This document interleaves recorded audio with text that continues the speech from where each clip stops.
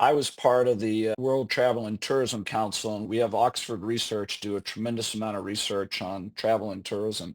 And globally, travel and tourism is more than 10% of global GDP, just an enormous number. So if you are constraining your ability to grow, first of all, you're going to have a massive economic impact. Number two is, and again, at the risk of sounding naive, but one of the reasons I love this industry, and I've been in it for 41 years, and I really do believe this, and it sounds a little maybe sophomoric, but I believe there is a spirit to travel.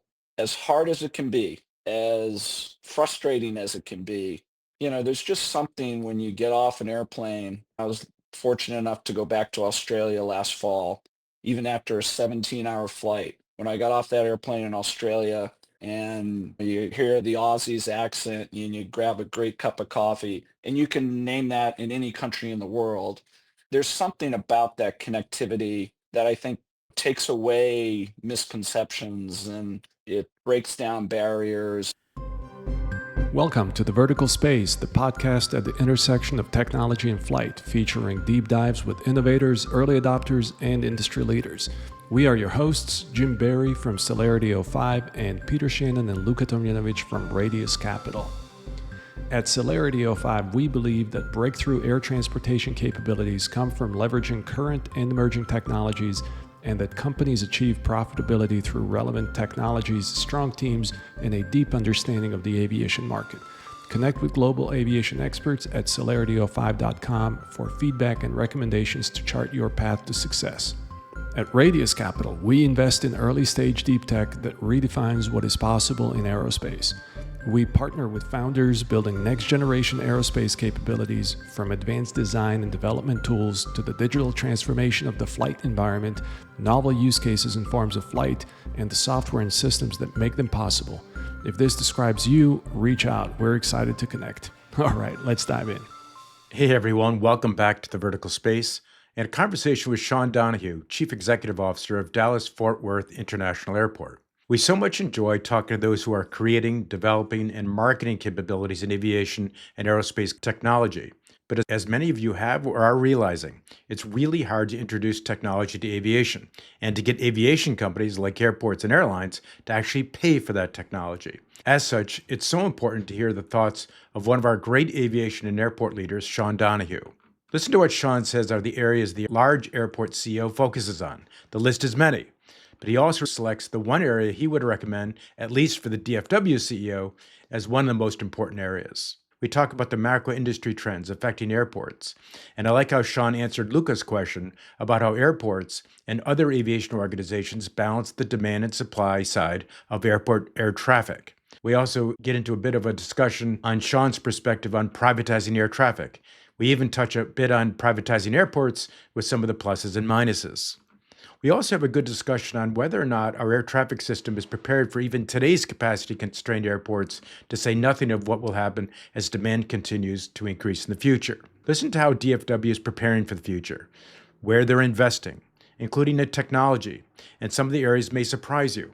Listen to Sean's comments on the role of technology in planning for airport parking, a massive revenue source for airports. Sean talks about the airport product and the role of technology in providing a better product. It's also important to hear what Sean considers to be one of DFW's greatest risks and what they're doing about it today and in the future. Great discussion on DFW's technology roadmap, including the focus on cybersecurity, and I really like Sean's discussion on investments on the airport's airside operation. Toward the end, we discussed the impact of Uber, Lyft, and even a bit on the role of, or lack thereof, of advanced air mobility. This is a rich discussion for our innovators and entrepreneurs to be listening to. It is also for anyone who wants to better understand how one of our great leaders runs one of the largest airports in the world. Many thanks to Sean. A great pleasure having you join us, Sean. And to our many listeners, we hope you enjoy this special discussion with Sean Donohue as you innovate, hopefully profitably, in the vertical space. This episode of the Vertical Space podcast is brought to you by UAvionics. UAvionics is the leader in low size, weight, and power certified avionics for manned, unmanned, and advanced air mobility aircraft. Let UAvionics help you achieve your goals, whether that be type certification, airspace access, or beyond visual line of sight operations, UAvionics has certified and certifiable communications, navigation, and surveillance avionics for your aircraft. So head over to uavionics.com or Google it to see how you can start flying safer and move your platform forward into shared airspace.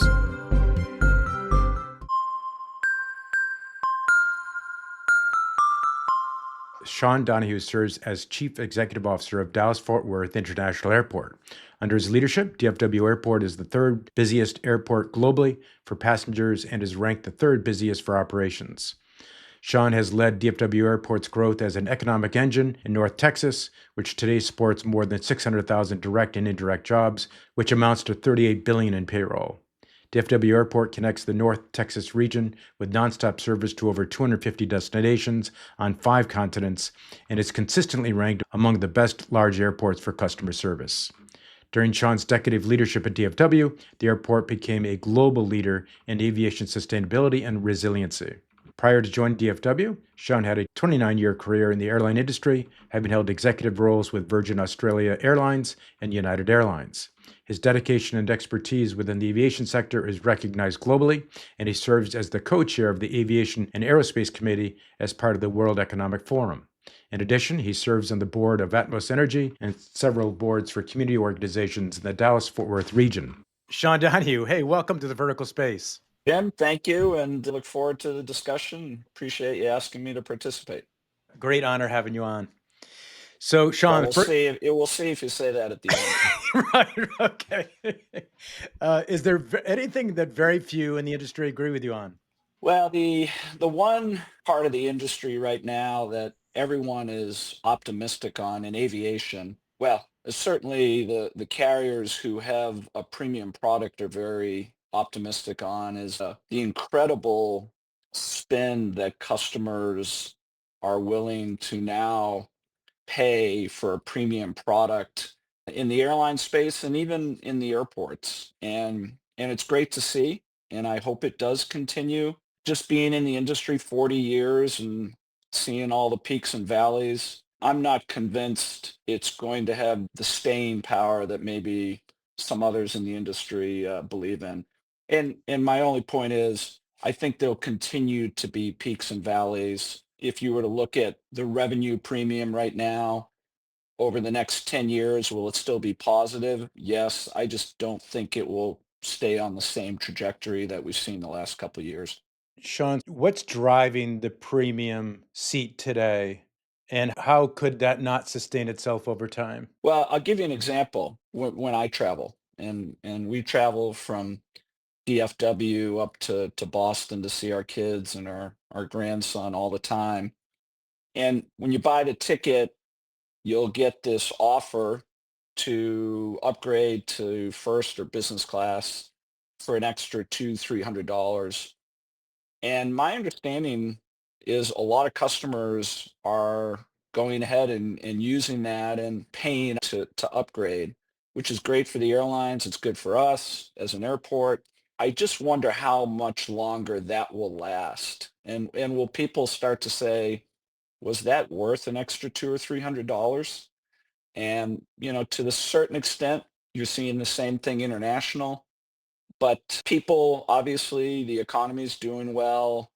Savings rates, I think, are still pretty strong, especially after COVID. People are willing to pay more for an experience now than we probably have seen in the industry for decades. My only question is, how long will that last? When you say that you don't think it will last, are you anticipating that there are aspects of this that passengers value today that they will not value in the future, or just the economics will not work? Probably a little bit of both, Luca. As a traveler, I say to myself, when I look back on a 3-hour flight to Boston, if I paid an extra $250 to sit in business class, was it worth it? And sometimes I probably would say, no, it wasn't worth it. Let me give you an airport example. When we measure our concessionaire sales, we're actually starting to see a plateau of concessionaire sales per customer. And again, customers, I think, are starting to tighten up a little bit more. The one aspect of that in the airports that is very robust is lounges. In my 40 years, I have never seen the demand that you see for airport lounges today. We can't build them fast enough. It's a very, very profitable business for the airports. What I would say is, especially the credit card companies, obviously Amex has had lounges for a while. We have a Capital One lounge, beautiful lounge. Chase is now getting into lounges. We'll be opening a Chase lounge. I'm not sure you guys are familiar with Private Suites. They're the lounge product out in LA. They're going to come to DFW.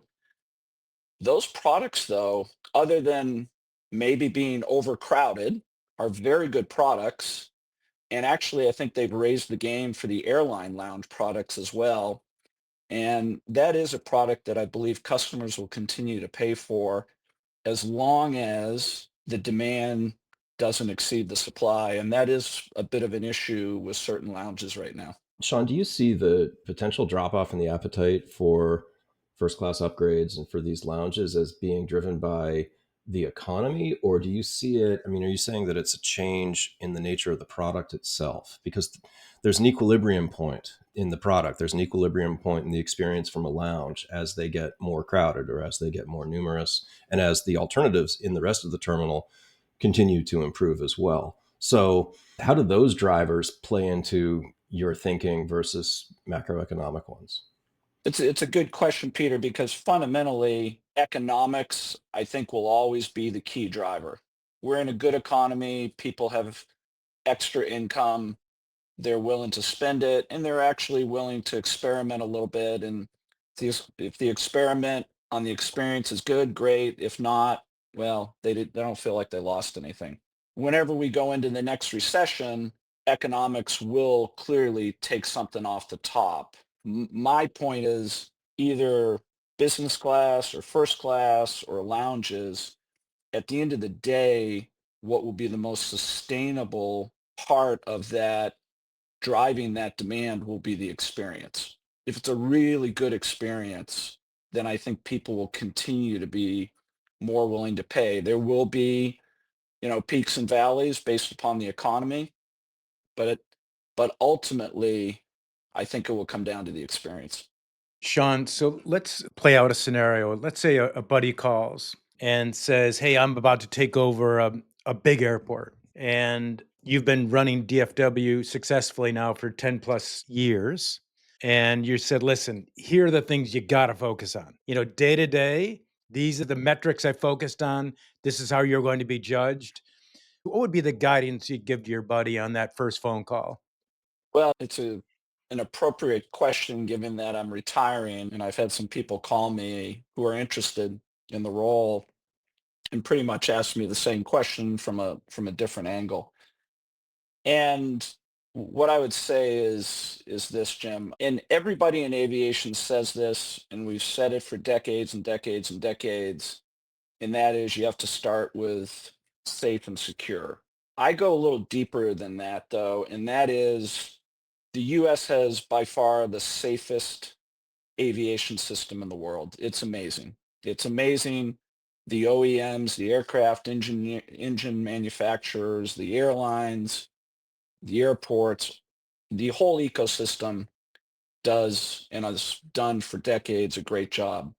However, in the last couple of years, I believe no one can argue that we have had too many what I would call near misses, more than I can remember probably in a couple decades in every aspect. And I believe that's because we lost so much institutional knowledge and experience in aviation during COVID. A lot of people left, a lot of experience, and we have hundreds, literally hundreds of thousands of new employees. Everyone is focused on training them and making sure they understand how critical safety and security is. But I would argue we can't just use our normal statement that it's, you see it in every press release. When there's an incident, companies will say the safety and security of our customers is our number one priority. Well, that's not good enough. Really, you got to dig a lot deeper now to make sure it truly is your number one priority. So I start with that.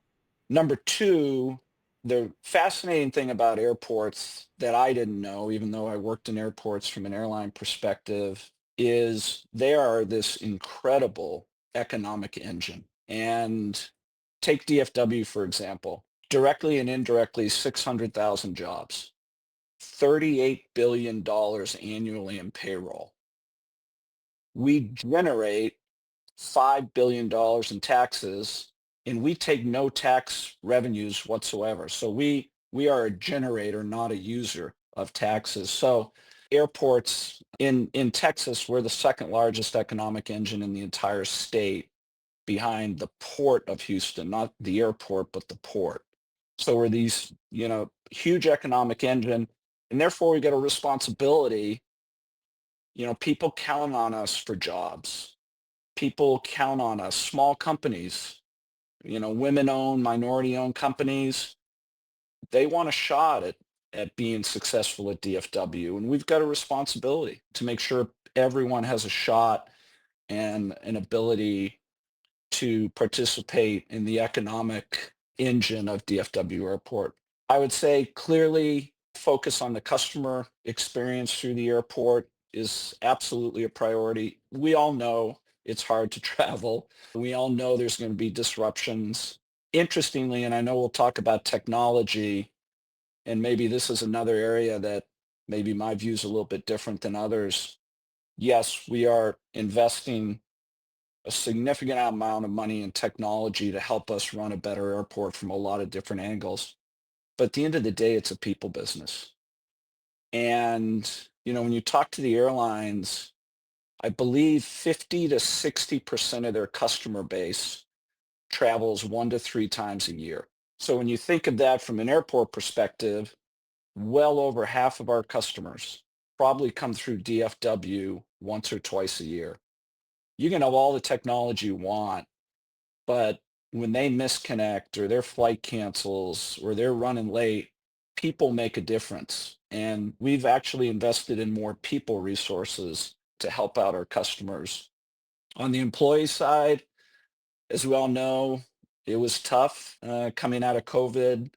Our turnover, like most companies, was over 20%. We've now got it down to kind of the historical average of around 7 or 8%. But we got a lot of new employees, which is great. But we've got a responsibility, as I was talking before, around safety and security. How do we help these employees understand the industry? How do we help them become really good leaders? We'd love more of our employees to stay in the industry longer. And then finally, obviously, the financial performance is a given, but at DFW, in a lot of airports, we are in the midst of a huge capital infrastructure program, almost $10 billion, and delivering that in a safe fashion, within budget, on time, minimizing the disruption. Those are those are huge goals and objectives for us. I was either listening to reading about something you've done recently. Toyota came to visit, and they didn't tell you who they were, but Yeah. your board said, "Hey, there's a big company, and they want to talk to you." And they were talking about coming and moving a headquarters to Dallas. What did you say to them that made DFW stand out, where a large corporation would say, "I'm going to choose DFW over whatever, Houston or LAX or what are the others?" What were the two or three things they walked away from and said, "I'm going to go to Dallas"? Well, what you're referring to, Jim, I had been in the role maybe a month. So this is back in 2013. And the head of the Dallas chamber calls me and introduces himself and says, Sean, we've got about a dozen people who are going to come out and talk to you next week. I can't tell you who they are. And he said, just trust me. It's really important you meet with them. I said, okay. And I remember in the discussion, I was obviously at a point where I didn't know a lot about DFW Airport, to be candid. So I actually spoke more as a traveler and more as a customer. And I just spoke about how important it was for us to run a good airport from a customer perspective. Also, having just moved from Australia, one of my key priorities in when I joined DFW was it was not really a global airport. It was not as international as it should be. So I spoke a lot about international. Luckily, it was Toyota. So that was blind luck on my part. Right. And, I spoke a lot about the growth of the DFW Metroplex and how we as an airport had to support that and actually be out in front of it so that we were never constrained. So I believe that resonated with them. It was funny. A month later, I saw the Toyota announcement and the chamber CEO called me up and said, "Well, I can tell you who you met with now." And I said, "Oh, thanks a lot." That's great. All right. So you've had the conversation with your friend. You've expressed what you just expressed to us, but she or he said to you, but no kidding. What's something I really've got to focus on? In other words, you can do everything. And let's say safety is a given. And I know it's not anymore. And you're right about the near misses. But at the end of the day, Martha, do this one thing well. What would it be? Boy, it's tough to prioritize one over, I'd say, the other four or five. But if I had to and put safety and security to the side, understanding the strengths of DFW and great team, really good employees. If I look at it from a risk standpoint, over the next 5 years, I would say, delivering upon the $10 billion capital plan will probably be the greatest risk. So from that perspective, Jim, I would suggest that. Sean, what are the major macro and industry trends that airports are dealing with in general? Not necessarily DFW, but the airport ecosystem.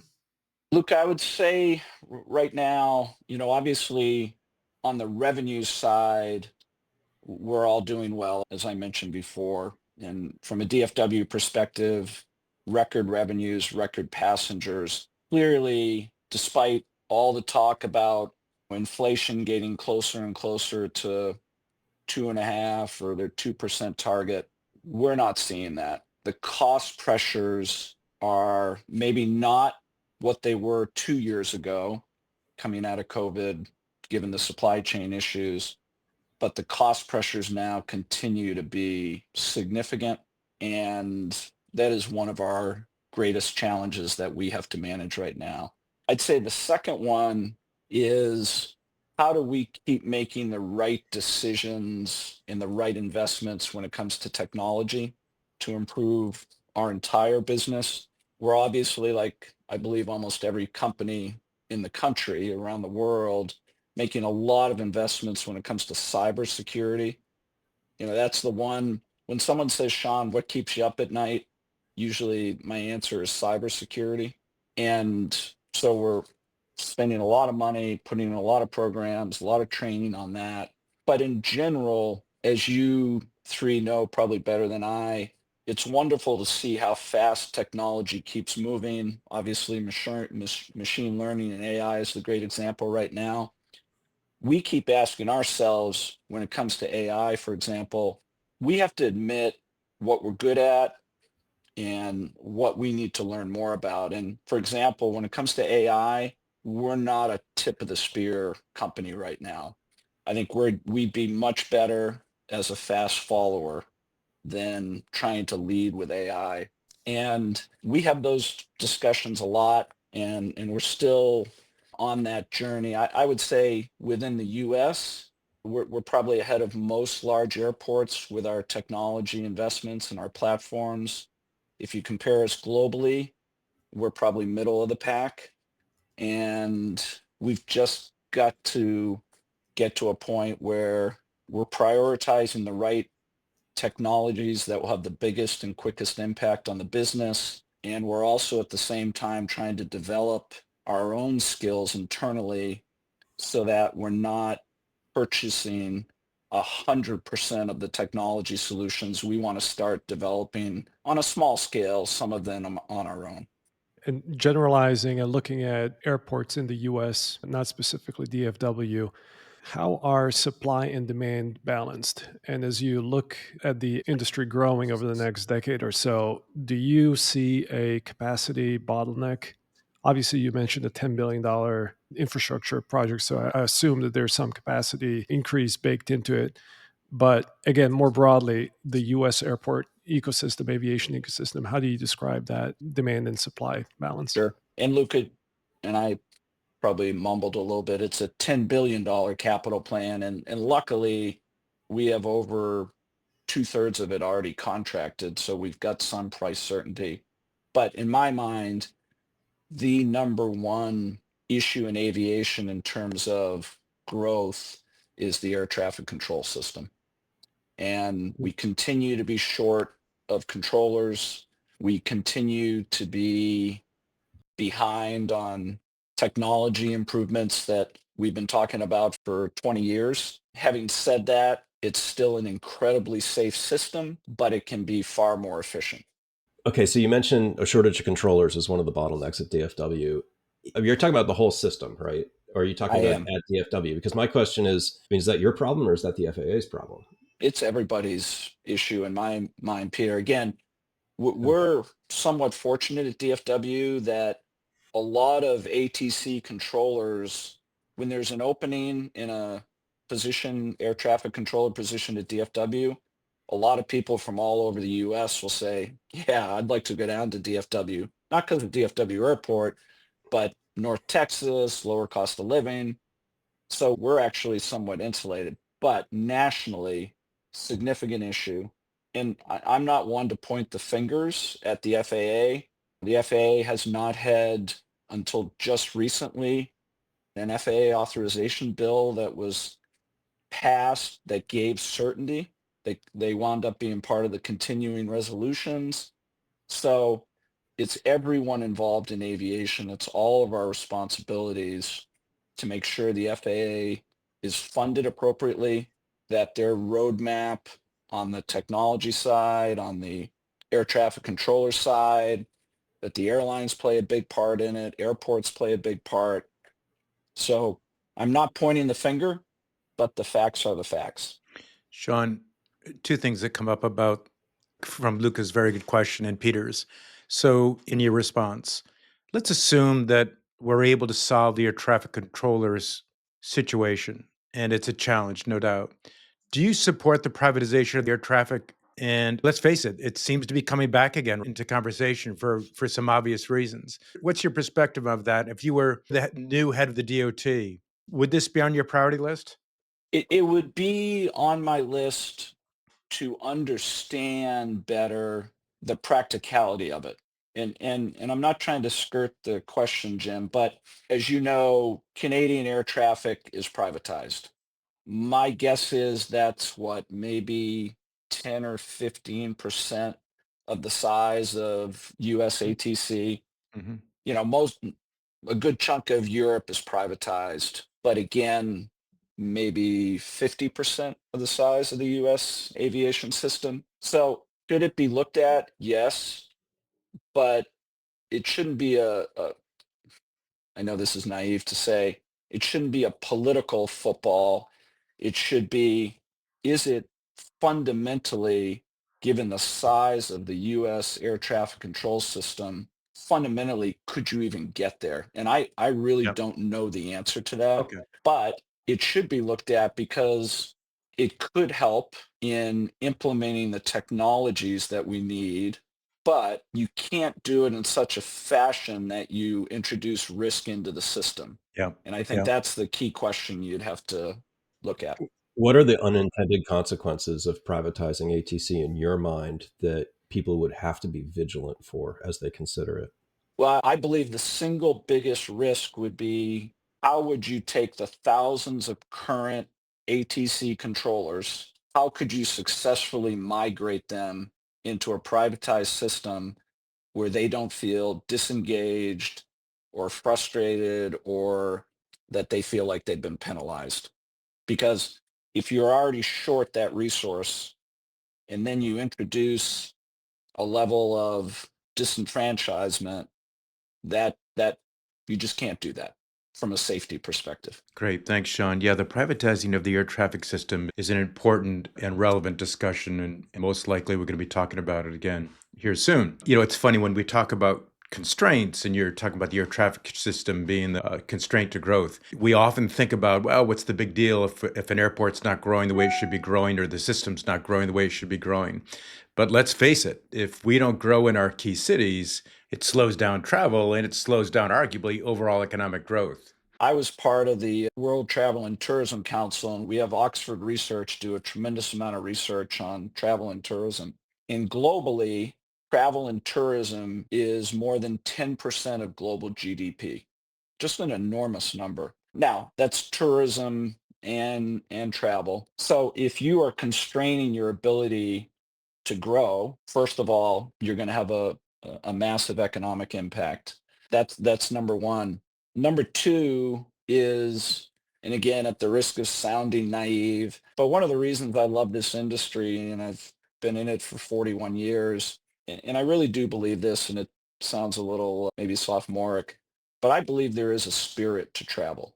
As hard as it can be, as frustrating as it can be, there's just something when you get off an airplane. I was fortunate enough to go back to Australia last fall, even after a 17-hour flight. When I got off that airplane in Australia and you hear the Aussie's accent and you grab a great cup of coffee, and you can name that in any country in the world, there's something about that connectivity that I think takes away misconceptions and it breaks down barriers. And the more people can travel to the US, I think the greater that is for the US in terms of how people feel about this country and rather than what you might read via social media. So it's the economic impact, but there's clearly a social impact that I think is really, really important. Great discussion. A few years ago, I moderated a panel of industry and thought leaders where we talked about the massive capacity constraints at the New York airports, where heck, they can't even handle today's traffic, to say nothing of the expected demand. And we actually questioned what would not only happen to the airports, but in fact, what impact would it potentially have on New York City and our other great cities that are air traffic capacity constrained? Well, and here's the paradox, Jim. On one hand, we complain about constraints in the New York area system. On the other hand, we don't talk about this too publicly. The constraint in demand is clearly having a positive impact on the economic results for the airlines. And again, the issues Boeing are having, the issues Airbus is having delivering airplanes, everybody wants more airplanes. But the dirty little secret is it's constraining supply, demand is rising. Airlines have never had so much pricing power in their history. But what is going to keep happening, I think, in New York specifically is you'll just see larger and larger airplanes going into not only Kennedy, which already has, one of the largest percentage of wide body aircraft of any airport in the US, but you'll start to see larger narrow bodies into LaGuardia. Obviously, Newark doesn't have any constraints in terms of aircraft size. So that is the lever the airlines can pull. They'll continue to pull it. Then that goes back to the customer experience. So there's no single bullet. It's interesting though, and who knows? But I saw a study in the next 60 to 70 years, so by the end of this century, and we didn't do this, the largest three cities in the US could very well be the Dallas-Fort Worth area, the Austin-San Antonio area, and Houston. If you use the same growth parameters that those metropolitan areas have seen over the last 10 or 15 years, and you use the same growth parameters that Chicago, New York, LA have seen over the last 10, 15 years, that's what the math would tell you. Now, who knows what's going to happen? Clearly, the demographics are moving to the southern tier of the US. Great. Thanks, Sean. We've had people on the podcast who question the value of privatizing airports. What are your thoughts? It's a legitimate question and a legitimate point of view. And I've seen both now, living in Australia and running Virgin Australia, obviously dealt with all the airports down there that are privatized and familiar with the European airports as well. What's fascinating to me, and it took me a while to learn this in the US, and it's one of the reasons I'm at DFW, as I believe the three of you know, but maybe your audience doesn't. most US airports report into City Hall. So they're part of the bureaucracy of City Hall. And that makes running an airport in an efficient, innovative, decisive way tough. It just does. And luckily, I have a board of directors. We don't have to go, even though the cities of Dallas and Fort Worth own us, and they're very supportive of us, we're not part of city government. So the governance of DFW as a board, it's more like a company. So we are able to make decisions. We are able to invest in hopefully the right things. And that's obviously what the international privatized airports can do. They can make decisions faster. They can tend to be more innovative. They can tend to react quicker to market trends. But what's really interesting to me is, and the airlines I think are starting to recognize this, a hub like DFW on a cost per enplanement is that's one of our key metrics, is less expensive by a significant margin than almost any other global hub.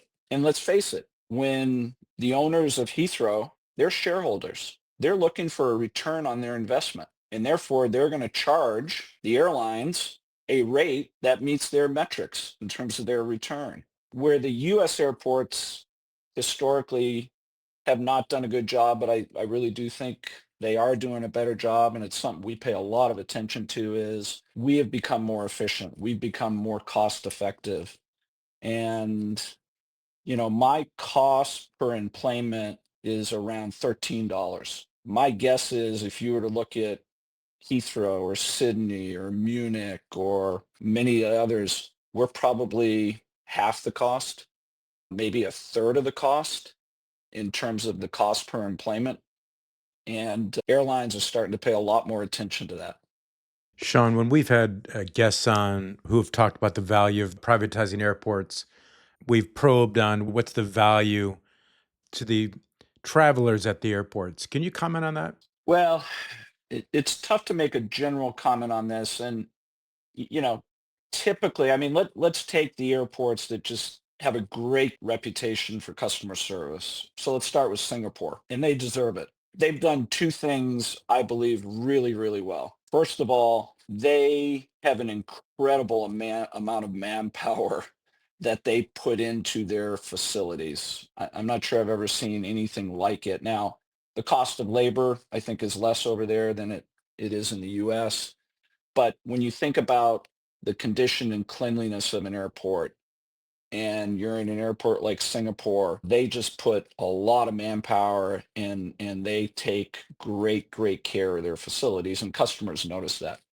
Number two, they've invested a tremendous amount of technology. Similar to us at DFW, today, if you're a US citizen, you land at DFW, you do not have to show your passport to get through customs and immigrations. It's all biometrics.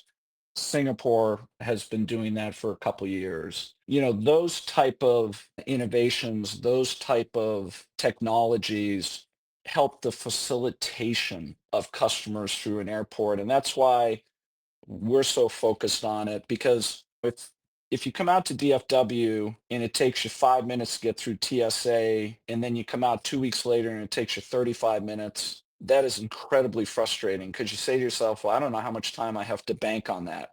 If it takes you an hour to wait after a 12-hour international flight to get through customs or immigrations, incredibly frustrating.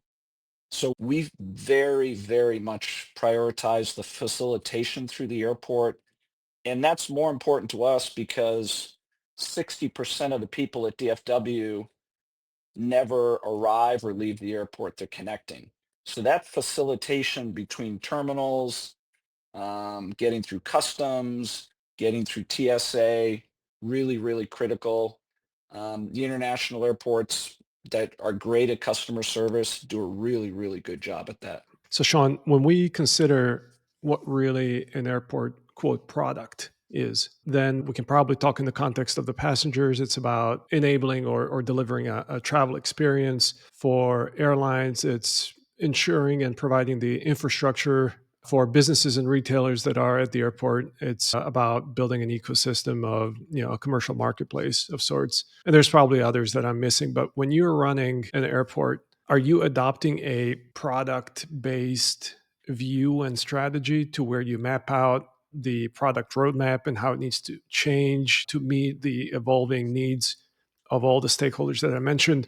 Or is it more about operational efficiency and riding economic waves? Yeah, great question, Luca. And this is where we believe that technology can provide us the greatest benefits. And let me give you an example. If you think of conveyances in an airport, escalators, elevators, the moving sidewalks, we have hundreds and hundreds of those at DFW. And when you go through an airport and one of those is not working, two things happen. Number one, you say, well, I can't use it, so now I got to figure something else out. It's frustrating. But number two, it sends a signal to you. If they can't get an elevator to work, what does that mean in terms of the entire airport? So, one of the first big investments we made from an infrastructure standpoint is we're starting to use this digital twin technology, which digitizes all of our facilities. And most importantly, it gives us predictive data on when we can expect an elevator, an escalator, a moving sidewalk. We've got sensors on motors. We've got sensors that take temperature checks. So now I have a far greater chance of identifying a problem before it happens. So it gives me a much, much greater opportunity to fix it with little to no impact on customers. And we've set a target because of this that our O&M costs for our facilities, we're going to reduce those by 25% over the next 2 or 3 years. So again, it's just an example where you create, as you said, a roadmap of where are your opportunities, where can you be more efficient, where can you be more predictable, better customer experience, less costs. Those are the type of technologies that we're very focused on. Just to quickly follow up on the digital twin, how granular is that simulation? Is it predictive maintenance mostly in collecting sensor data from various endpoints throughout the airport? Or do you also have the capability to engage in high fidelity simulations and scenario based modeling in terms of what if I lose, X number of gates? What does that create to the airport and the ATM and the ATC infrastructure around me? What does Right, it create to the flow of passengers? Can you give us a sense of the right, sophistication of some of these modeling and simulation tools? right. And the answer, Luca, is both. So yes, it gives us predictive data, but yes, it starts collecting a tremendous amount of data that we can start to use to model. Now, I want to be candid here. We don't really have we're building it, but we rely on some partners to help us with modeling. And one of our absolute best partners is the National Renewable Energy Lab. They have helped for us to simulate, for example, all of the vehicular traffic at the airport so that we can model what time of day could create the largest traffic issues. It even gives us data from a cargo standpoint. When are we going to have the most amount of trucks on the airport going to the cargo facilities?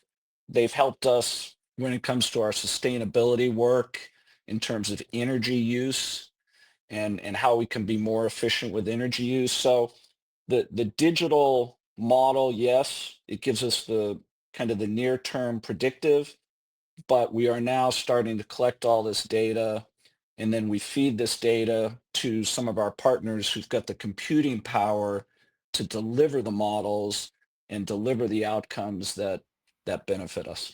What's in your wish list as it relates to this topic? What are some remaining gaps that you would like to see closed in the coming years?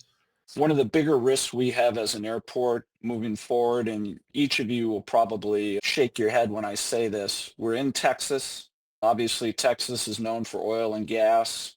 One of the biggest risks we have is the energy supply to this airport over the next 10 years. When you think about the energy required for all these data centers, especially the AI data centers, when you think about the energy required for onshore manufacturing, in those two areas, Texas is probably the top 2 or 3 states in the country for both of those. And you couple that with the state of Texas, our grid is a standalone grid.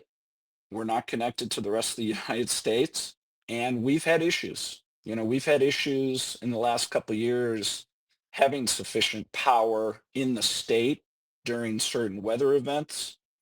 So again, in working with our partners like NREL, we're looking at developing a microgrid at DFW, solar battery. It would not, I want to be clear, it would not be able to power the entire airport. But if we can take chunks of demand and buy down some of that risk with a microgrid, we are very, very interested in that. Can you give us some other examples of technology that you see on your roadmap that really has the promise to deliver immediate ROI and help an executive make better decisions and optimize the product?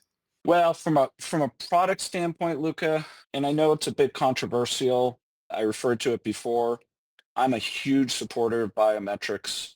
I am not a security expert, but when I talk to the experts in the Department of Homeland Security, which has TSA and Customs and Border Patrol, I am told biometrics is the most secure way of validating someone's identity. So not only does biometrics clear you into the US when you come into DFW, it is now the way we board all of our international flights. You don't have to show a boarding pass. And I think that will continue to grow into other flights. I know the TSA wants to roll out more and more biometric technology for checkpoints. Very, very efficient technology and also very, very secure. I think from a financial metric standpoint, we have not cracked this code, but when you look at an organization like DFW and you look at the amount of accounts receivable and payable, I think there's some real technology opportunities there that could make us more efficient, especially on the payment side, because so many people rely on us. And we do a good job, but it's still too manual. And I think there's some solutions we're interested there. And then finally, from a safety and security standpoint, there's some really interesting technologies that could alert us without getting into a lot of detail, alert us to certain safety or security risks. And we're quite interested in that as well. Yeah, you mentioned cyber is one thing that is keeping you up at night. Are there any more specific examples or stories perhaps that you can share that maybe happened in the past or things that you anticipate might happen in the future that's problematic or concerning? Well, the only thing I'd say on cyber is this. When you talk to the experts, there's two things that are pretty clear. The state actors who are heavily, heavily engaged in cyber just keep getting more and more sophisticated. And with AI, they will get even further more sophisticated. Having said that, the vast, vast majority of times that the bad actors get into an organization is through a basic phishing scheme where you get an email, an employee looks at it, they don't pay attention, or it looks legit. They click on it, boom, they're in your system. You don't know they're in your system. They could be in your system for months and months and months, just monitoring. So yes, the technology sophistication keeps getting better and better, but we focus a tremendous amount of time on training for our employees. We're testing our employees all the time because the vast, vast amount of issues you have is because an employee inadvertently clicked on something that allowed people into your system. Sean, what about technology that relates to airside operations and ground handling and managing of the flow of the aircraft and gate allocations. Is that an area where you see a near-term bottleneck or an opportunity to improve efficiency of the overall system? And what are some of the technologies that you are deploying in that direction? On air side, Luca, obviously the FAA plays a big role in that, and we support them, but we don't cross-pollinate in terms of our systems. Again, we're lucky at DFW, as Jim mentioned, with 7 runways and all the land we have. We typically don't have some of the airside constraints that other airports have. But one of the recent technologies we've used, you hear a lot about runway incursions. Um, and many, many times, from an airport perspective, a runway incursion is actually a vehicle. So we've installed in all of our DFW board vehicles uh, a, a system that is very similar to what the airlines have in terms of avoidance. As one of our vehicles approaches a taxiway or a runway, it will alert them if they have to stop, if they have to get clearance from the tower, whatever the condition might be. And that has improved our safety performance and reduced the amount of vehicular runway incursions and has been a really, really effective tool for us. Yeah, it's interesting, Sean, when it comes to, for example, Lucas' question about airside technology, and when considering our discussion of privatizing airports, we've talked to a lot of companies on the podcast who provide services to improve gate turns and, in some degree, improve efficiency of the ramps. What's interesting is that in the United States, most gates and ramps are managed by the airlines versus the airports versus other parts of the world. There's, of course, many exceptions, but generally that's the case. Would we see better gate turns and better use of gates assets if we saw more airports in the US manage their gates and perhaps even make them common use gates? Right, right. Well, American is over 80% of our business at DFW, and they manage their own gates. So right there, you've got 80% of the gates and ramps. And then a couple other airlines, United, Delta, they manage their gates. So when you look at what we manage the international gates for the foreign flag carriers, and we manage some domestic gates for those carriers who are smaller. And so it's a good question. I mean, unlike Heathrow, some other global airports, yes, they want to squeeze those assets as hard as they can and make sure that those aircraft on the gates are turning as fast as possible. Less of an issue for us because of the airline control of the gates. Here in DFW, American Airlines also pays 80 to 85% of our operating costs. And therefore, as part of our business agreement with them, we need to get approval from them for large capital programs, unlike the foreign airports where they just have more leverage on the airlines. I mean, Heathrow, and if I was the CEO there, I'd probably be doing the same thing. They know the airlines are desperate for slots at Heathrow. And so when it comes to the negotiation with the airlines and the fact that they're not beholden to the airlines, they just have a much different business arrangement and much different leverage. Sean, is it possible you wouldn't need to expand as much with your capital program with additional terminals and ramps if you took back the gates? Well, um, it's probably not as big an opportunity as you would think. Let me put it that way. Because take American. I believe they, on average, turn about, I think there's 6 to 7 aircraft per gate during the course of a day. So it's in their best interest as well to keep their airplanes flying. It's in their best interest. Obviously, you hear this from every airline CEO. They don't make money when their airplanes are on the ground. But the other big distinction is just the hub and spoke system. And that drives a tremendous amount of the scheduling inefficiency. Because if you're going to bring a bank of 100 flights into DFW, making sure that connectivity works drives some inefficiency on how they route the aircraft. I mean, it's just the way it works, but the revenue benefit of that far outweighs some of the latent inefficiency in the scheduling of the aircraft. Sean, why do airport airline relationships sound adversarial at times? Airlines complain about high costs, airports complain about airline delays and unused slots. Overall, it's a healthy relationship, I would say. Again, I've been on both sides, and so I probably bring a little bit different perspective. And I've got a great relationship with Robert and his team. I view American as a customer first and foremost. And this airport would not be what it is without American Airlines. I mean, their investment in DFW is extraordinary. So I recognize that.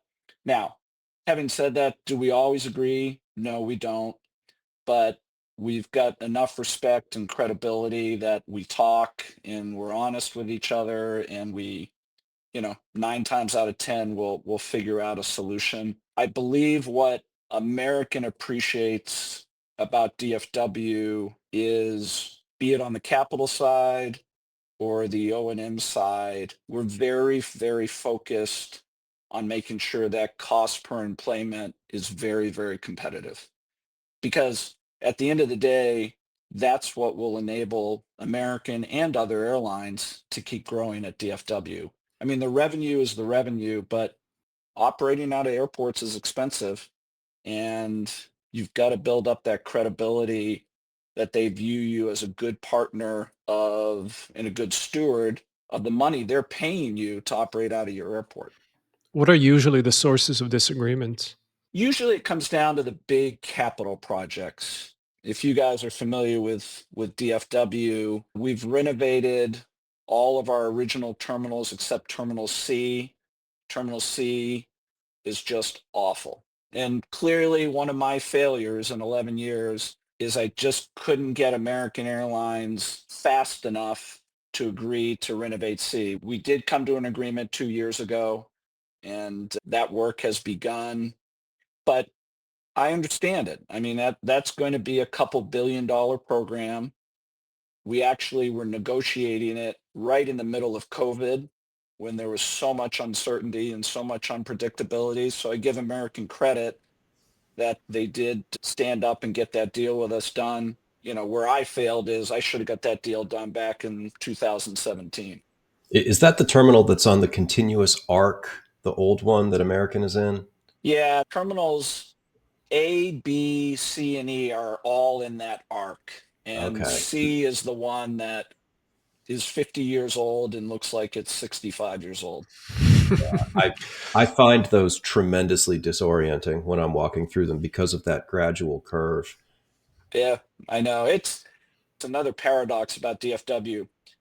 If you are a local customer, and it has nothing to do with me or the last 10 years, it's pretty extraordinary where you can park in the garage, go through a security checkpoint and get to your gate. And literally that can be 100 yards because we have multiple security checkpoints. The garages are very convenient. And so many people will tell me, Sean, I don't leave the office or my house until about an hour or maybe 75 minutes before my flight. And I know I'm always going to catch my flight. You wouldn't hear that in any other hub airport in the US, I don't think. So true. However, for the 60% of our customers who have to connect, it's hard. I mean, you're connecting between multiple terminals. Our Skylink system is one of the most important components of the whole airport. That thing has to work. But then when you get into the terminals, to your point, you don't have line of sight.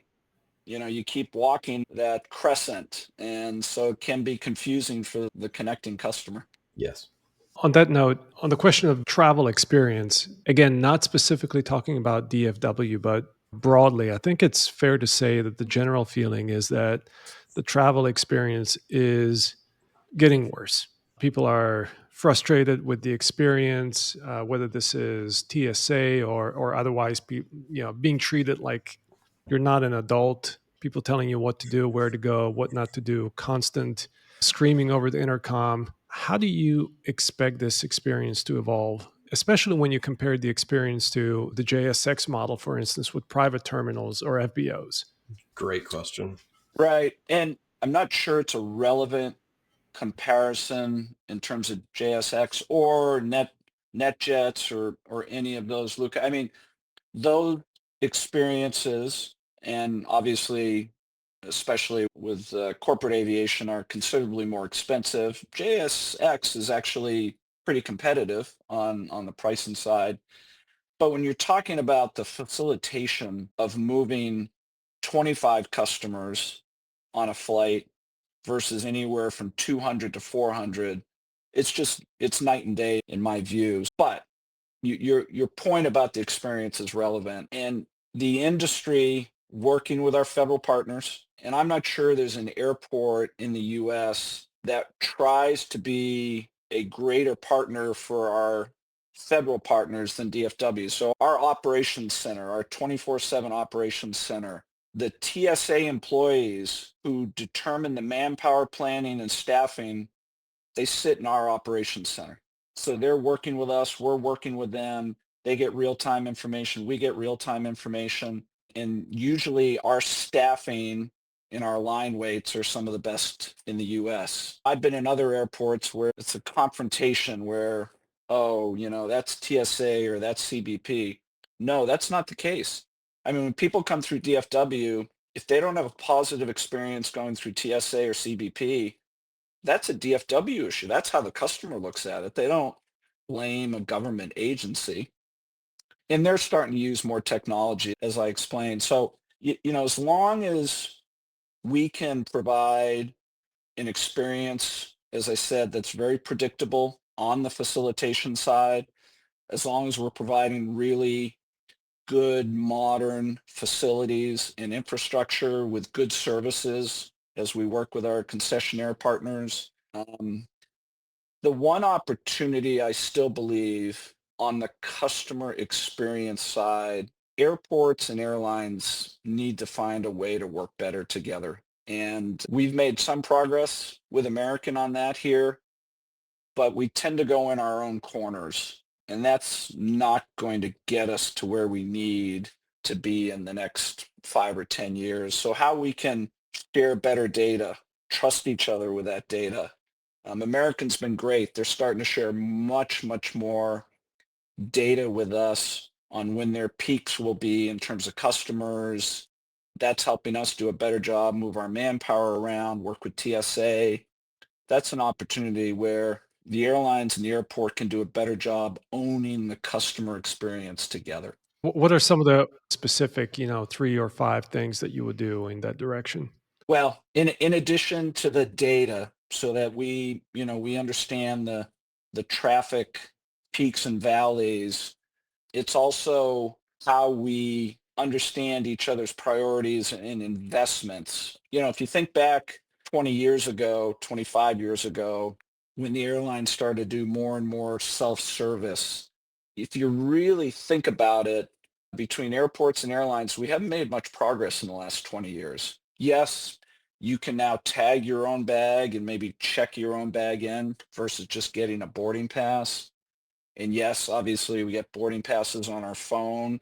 But when you think about it, when you walk into any airport lobby, it doesn't give you a sense of relaxation. Because what's the first thing you do when you walk into an airport?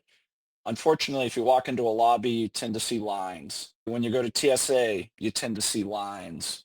So as we develop facilities in the future, and you'll see this at DFW with some of the new terminals we're building, how do we create more of a sense of when I walk into an airport, my first reaction isn't, well, where do I go?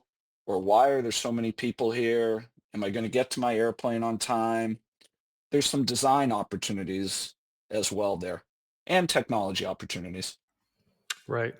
That's a good point. One of the observations is that despite many opportunities to go and apply technology to the pain points that the air transportation industry has, and airports in particular, we see that there's a number of innovators who are discouraged from even participating in that market just because it takes so long to convert and break into that ecosystem, and the sales cycle is tremendously long, partly because it seems like airports are always distracted by a crisis du jour. What's your experience been with technology providers, and what's a best practice for somebody who wants to go and solve some of these issues to still make it worth their while? You're right, Luca. Airports, for the most part, this is true for every U.S. airport.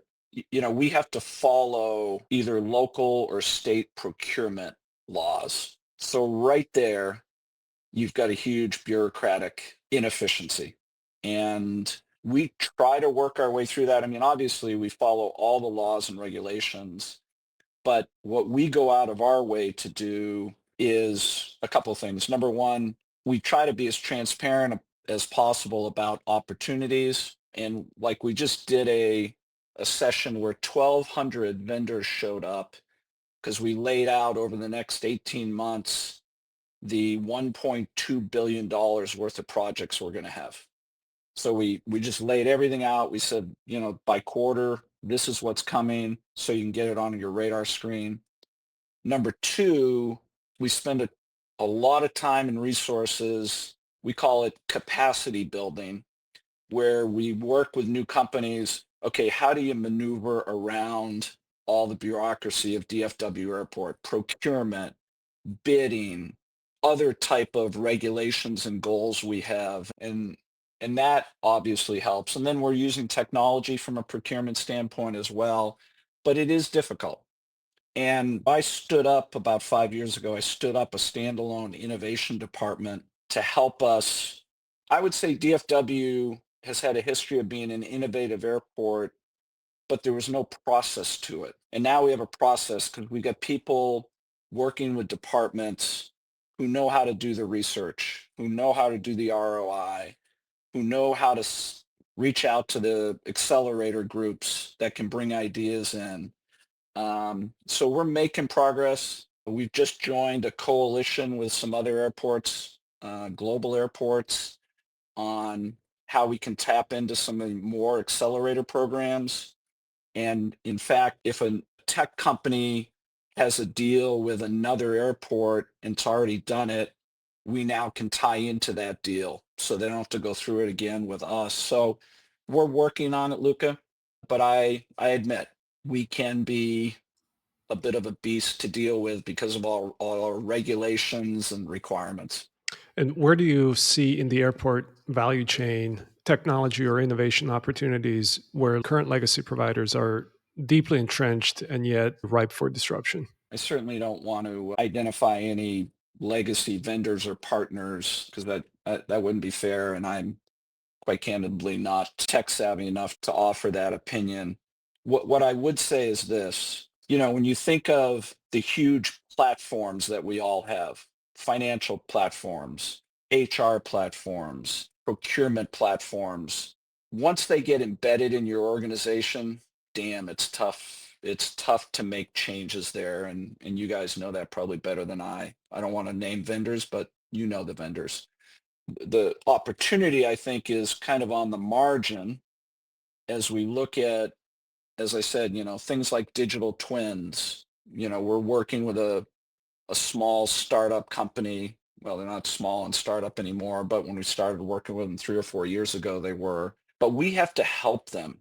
And part of our relationship with them is we have signed up to help them get into other airports, to grow their business, to grow their opportunities. Because if they can grow into other airports and then financially become stronger and stronger, that's actually a benefit to us. Um, so that's the way I would answer it.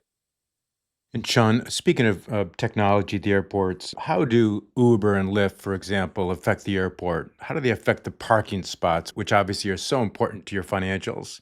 And even to that end, in thinking about improving the passenger experience and getting to the airport, what's the role of advanced air mobility here? Is there at all? When you plan, heck, you plan further advanced than probably most other industries, 20, 30, 40 years in advance. Are you planning it all for the introduction of advanced air mobility, eVTOLs, electric planes, and the like? Right. Yeah, it's been fascinating to see the changes. And to the credit of Uber and Lyft, they actually have been the single biggest change agent with transportation to and from an airport. Parking is a $200 million annual business to us. So it's a big business. And I believe we have about 40,000 parking spots. We have no plans to add parking at DFW over the future. Now, we build a new terminal. Will we build a new garage as part of that terminal? Yes, but likely existing parking at some point will go away, and net, we're not going to add. Back to the TNCs, they're 1 out of 3 cars at DFW now, arriving or leaving the airport, 1 out of 3. And I don't see that changing. What I don't have a good sense of is autonomous vehicles. My sense is, but I certainly don't say this with a lot of conviction. I finally feel there is a bit of a pivot moment now with autonomous vehicles. Seems like they're gaining more and more traction in San Francisco and Phoenix, and I believe maybe they're going to some other cities as well. I think they're gaining that customer acceptance. So we obviously are doing a lot of planning around how would our entire system handle autonomous vehicles. And it really becomes a significant safety issue as vehicles are around the terminals and the curbsides. Huge safety issue. They're coming, and we're looking at how we become ready for that. In terms of eVTOLs, um, again, I'm not sure they've hit their pivot movement yet. I was out at Joby a couple months ago at their manufacturing site. Very impressive. I'm meeting with the CEO of Archer next week at a conference. I think it's a fascinating product. My question is, who is their customer? From what I can tell right now, airlines are driving a lot of their decisions. Whoever their airline partner is driving a lot of their decisions as it relates to the airports. I think the aspect of the eVTOLs that the story is yet to be written is, how are the economics going to work when you have a vehicle that has 6 to 8 people in it? We handle 300,000 customers a day here. And let's say we had 20, 40, 60 eVTOL operations. It's minuscule. It's absolutely minuscule. So will it be more of a niche? And, there's talk about, could they at some point replace some of the shorter RJ flying? I have a tough time seeing that, again because of the economics. So the other aspect I just mentioned is, we have I think, a different view than the manufacturers. We keep getting told that, okay, if we come out to DFW, we want to land at each of your terminals. Man, that just does not seem efficient to me. So we're working on a process where there would be a singular place, and then we would be responsible for very efficiently getting the customers to the terminal they need to get to. Because you can't have that last mile. You jump on an eVTOL, it's a great experience, it's cool as hell.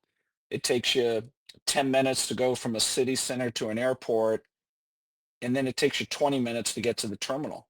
That doesn't work. Sean, you've been in the industry a long time. As you approach your retirement, are there any companies or people who stand out you'd like to mention? Oh boy, I don't know if I got the courage, because whoever I say, I'll alienate others who will say, "Well, Sean didn't mention my name," although they don't really care about my opinion. Let's see. Well, let me talk about kind of companies. Again, I think the TNCs have really done very good work in creating a model out of nowhere. The eVTOL companies, again, I give them credit. Hopefully the Waymos of the world will continue to make progress on the autonomous vehicles. On the airline side, obviously all the airlines are in different stages of recovery. And obviously American is a great partner of ours. I I see the U.S. carriers having to continue to up their game, especially in the premium cabins, to catch up with some of the foreign flag carriers who really do a good job there. And that's good. I'm really glad to see that. I mentioned back the credit card companies with the lounge products, really, really innovative, and I give them credit for stepping out. And let me make one last comment, a little bit off topic, but Boeing. I really believe Boeing is going to get on track. I really believe they're going to return to their core as an engineering company and a great, great manufacturing company. When you think of the design and the engineering that went into the 747, and you think of the design and engineering of the 777, a two-engine airplane that could basically fly anywhere in the world. I mean, those were amazing, amazing engineering accomplishments. I really do believe Boeing is going to get back on track. They'll not make the mistake of the last 10 years where they focus too much on the financial side. And that is really, really critical to not only aviation, but critical to the U.S. economy. Great. Thanks, Sean. So, what's the next phase of your life? What does it look like? I know you're from the Boston area. You're coming up here back to the Northeast. Well, primarily be with our family. We've got 5 grown kids who live up there. We just had our first grandchild. So with all the moves I put my family through, in Dallas, I think was our 10th or 11th move. It's time we go back to them rather than moving them all over the world. And I'll stay engaged. I'm on an energy company board down here, which I love, a great company called Atmos, and hopefully maybe join another board or two, do some advisory work, stay engaged. But 41 years in aviation sometimes can feel like dog years. So I am looking forward to some type of retirement. Sean, this has been terrific. Thank you so much for joining us on the Vertical Space. Well, thanks, guys.